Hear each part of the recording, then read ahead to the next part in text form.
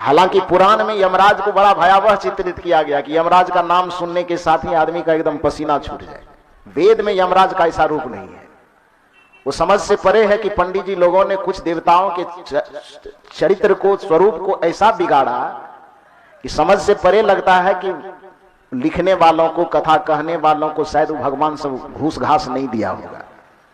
आज जिस शनि देव के नाम से दुनिया को डराया जाता है कि शनि टेढ़ा हो जाएगा तो तुम्हारा सर्वनाश कर देगा, वस्तुतः वेद में शनि कोई डराने वाला देवता नहीं है, बल्कि दुनिया के आदमी जब कोई डर से डर जाता था तो उस समय शनि देव को ही पुकारता था। वेद में शनि का रूप भयावह नहीं है। वेद में शनि का रूप बड़ा करुणा से भरा हुआ है। हर आदमी की सहायता करने वाला देवता यदि वेद में कोई है तो उस देवता का नाम शनि देव है। समझ रहे बात को? यमराज डराने वाला देवता, पुराण में पंडित लोगों ने देवता यमराज को डराने वाला देवता बनाया, लेकिन वेद में आप पढ़ेंगे तो वेद में यम डराने वाला देवता नहीं है, बल्कि वेद के अंतर्गत यम जो है वो करुणा से भरा हुआ देवता है, आत्मज्ञान से भरा हुआ देवता है। यही कारण है कि नचिकेता जब यम के सामने जाता, बताइए कि यदि कठोर आदमी होता तो कौन दरवाजे पर भूखा बैठा है कि प्यासा बैठा है कि मर रहा है कि जर रहा है, इसकी चिंता कठोर आदमी को होता है। 3 दिन से दरवाजे पे छोटा सा बच्चा भूखा हुआ है।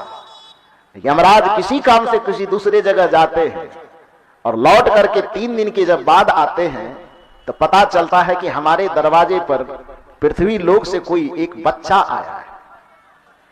मेरे न रहने के कारण इंतजार में 3 दिन तक मेरे दरवाजे पर बैठा हुआ है।